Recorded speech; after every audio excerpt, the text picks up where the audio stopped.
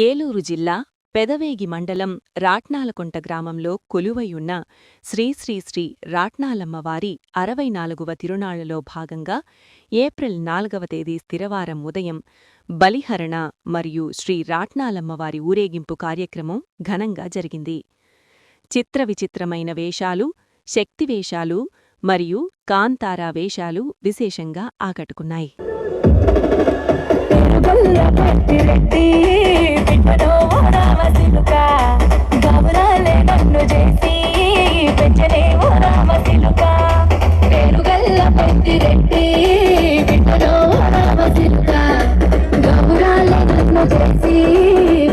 గౌరాల